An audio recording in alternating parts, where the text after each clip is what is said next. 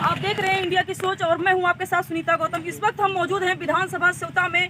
आप देख सकते हैं कि मैं आपको एक बड़ी घटना दिखाने जा रही हूं, जो कि यहां के मौजूदा विधायक ज्ञान तिवारी पे आरोप लगा है कि सपा प्रत्याशी महेंद्र सिंह झीन बाबू पर जानलेवा हमला कराया गया। ये राजनीति है, भाजपा सरकार की राजनीति है। क्या हो सकता है कि हार के डर से ये आखिर क्या मामला हो सकता है, उन्हीं की हम जुबानी सुनाएंगे आपको। ये है उनकी गाड़ी, ये है जो विधायक प्रत्याशी जो समाजवादी पार्टी के जो विधायक हैं जो चुनाव लड़ रहे हैं, ये उनकी गाड़ी है। ये देख सकते हैं आप, ये शीशा है जो पूरा चिपका हुआ है। इस पर क्या मारा गया है या फिर किससे वार किया गया है, ये तो हम नहीं बता सकते हैं। ये तो जो प्रत्याशी हैं वही बताएंगे आपको। आप देख सकते हैं कि किस तरीके से अगर ये शीशा टूट जाता तो क्या उनकी जान को खतरा, बहुत बड़ी घटना। अभी जो इस वक्त जो चुनाव कल 23 तारीख है, चौथे चरण का मतदान होना है। क्या डर की वजह से विधायक प्रत्याशी, क्या जो महेंद्र सिंह ज्ञान तिवारी जी हैं, क्या डर गए हार की वजह से, या फिर इनको किस चीज का डर सता रहा है जो समाजवादी पार्टी के प्रत्याशी पर हमला करा दिया? ये तो बहुत बड़ी घटना है। बने रहिए हमारे लाइव चैनल के साथ, हम आपको पल पल की अपडेट देते रहेंगे। क्यों हुआ, इसका क्या कारण रहा, क्यों भाई हमारे समझ में तो अभी तक आया नहीं कि आगे कारण क्या रहा।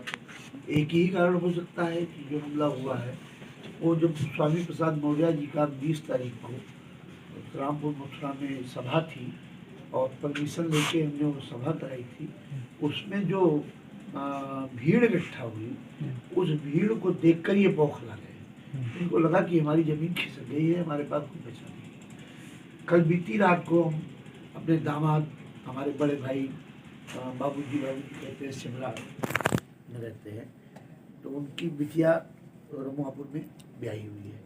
तो दामाद के यहाँ खाने पर बुलावा था, खाने पे हम खाना खाने के लिए गए थे। यहाँ से निकले तो हमारे पीछे धीरे धीरे गाड़ियाँ 1 2 3 4 गाड़ी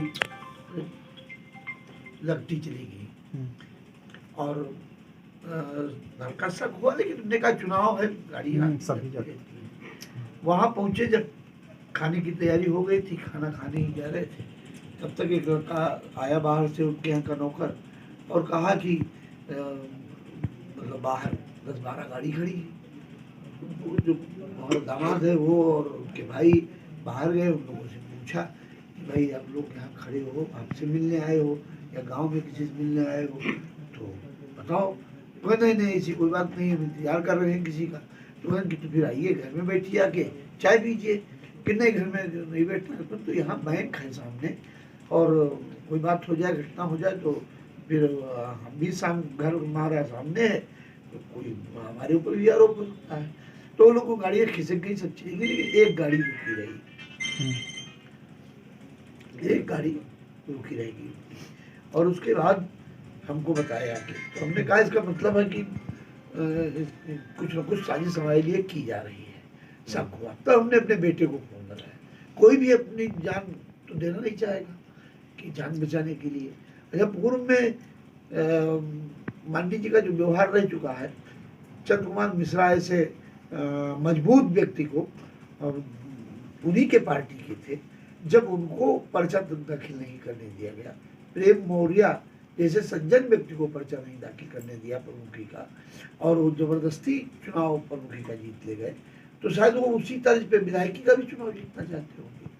तो हमको हुआ कि भाई ऐसा ना हो कहीं हमारी हत्या करवा दी। तो हम अपने बेटे को फोन किए।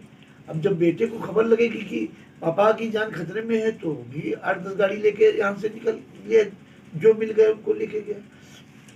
उधर से हम लोग आ रहे थे, रमुआपुर गांव के अंतिम छोर का जो गांव था, लास्ट इधर की तरफ निकलने वाला, वहाँ पे कम से कम 20-25 गाड़ी खड़ी थी, कम से कम 50-60 लोग खड़े थे। कोई लाठी डंडा लिए, क्या लिए, मतलब हल्का सा धुंधला दिखाई दे रहा था कि रात का समय था।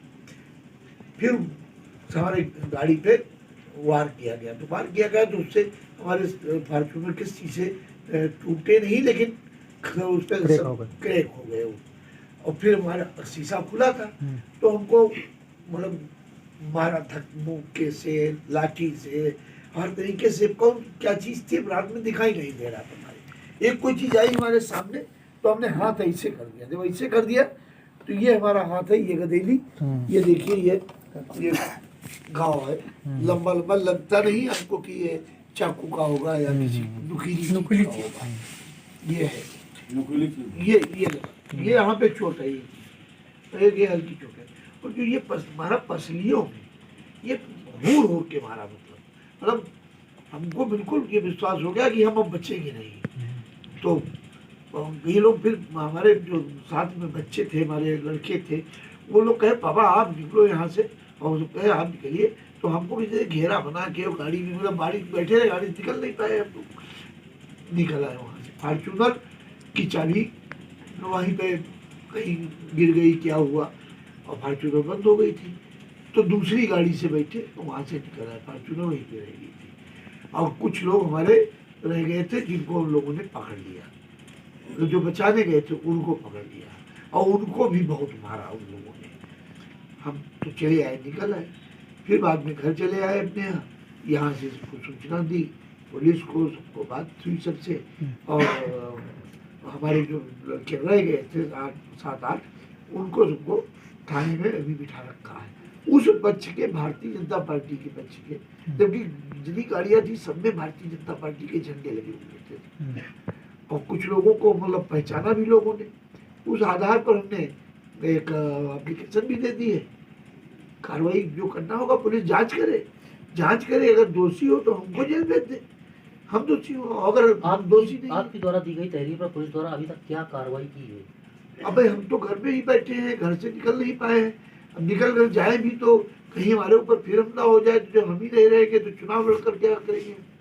तो अब हमको पता भी नहीं है कि अभी हुआ क्या है, क्या नहीं हुआ।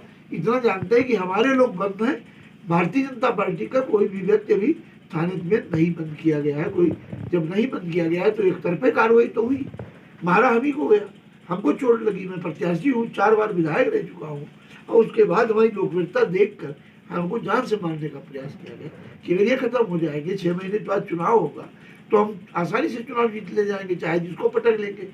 हमने कहा कि इस क्षेत्र में हमारे या चंद्रकुमार मिश्रा के से मजबूत कोई दूसरा व्यक्ति आज की तारीख में नहीं है, तो चंद्रकुमार मिश्रा को लड़ना नहीं, हम खत्म हो जाएंगे, कोई बचा नहीं जो इनका मुकाबला कर पाए। जिन लोगों ने हमला किया वो किसके आदमी थे? ये भारतीय जनता पार्टी के लोग थे। ये आपको क्या लगता है कि प्लानबद्ध तरीके से घटना की? अगर प्लानबद्ध तरीके से नहीं थी तो हमारे घर के पास से गाड़ी लगना शुरू हुई है,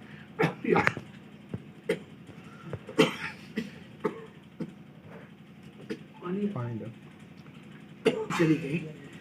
तो प्लान नहीं था तो इस तरीके से गाड़ियां कैसे जुड़ती चली जाएंगी? भाई तो पूरा मारने का प्लान था कि मार दे। अरे राजनीति में कहीं ऐसा होता है? आज तक इतिहास रहा है। ये हमारे भाई हमारे बैठे हैं, राजीव शुक्ला जी, हमारे सुशील शुक्ला जी बैठे हैं। ये लोग मतलब ये तो माननीय स्वर्गीय श्रद्धेय किशोरी लाल जी शुक्ला, पूर्व विधायक, उनके बेटे, उनसे भी हमारा चुनाव हुआ, और ये हमारे साथ में, और ये उनके भतीजे हैं, ये भी हमारे साथ में है। मतलब चंद्रकुमार मिश्रा भाजपा में है, उनसे हमसे कोई वो मतलब नहीं है, लेकिन एक दूसरे को कभी इस तरीके का हम लोगों ने नहीं किया, ना इनके परिवार की तरफ से हुआ, ना हमारे परिवार की तरफ। हम लोग सुख दुख में एक दूसरे के साथ रहे, चुनाव भी लड़े और एक सम्मान भी करते रहे। हम लोग पैर छूते हैं, आज भी पैर छूते हैं। सवाल इस पर पुलिस प्रशासन द्वारा अभी तक कोई कार्रवाई नहीं की, इस प्रशासन से क्या कहना चाहेंगे इस घटना के बारे में? यशो का फोन आया हमारे पास, यशो ने पूछा, हमने अपनी पूरी बात बताई। हमने कहा ठीक है, अगर ये हुआ है, हमारे भी लोगों को रोका गया है, तो उन लोगों को भी रोकिए या उनको छोड़िए। अगर आप उनको नहीं छोड़ रहे हैं और उन लोगों को पकड़ भी नहीं रहे हैं, तो फिर मतलब ये बात जो है बर्दाश्त जनता न करे। अगर नहीं तो हम पर कोई दोषारोपण नहीं करना चाहिए, ये हम अपील कर सकते हैं।